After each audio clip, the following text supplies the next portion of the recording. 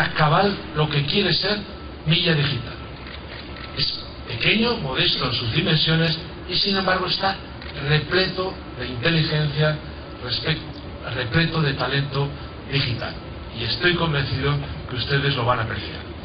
Ya saben que este pabellón, antes de construirse, recibió el premio a la innovación en materia de arquitectura de la revista Time, lo cual da idea del nivel de lo que van ustedes a contemplar.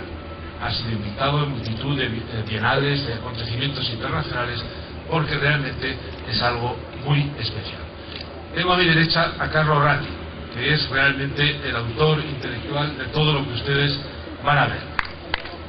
Carlo, un aplauso.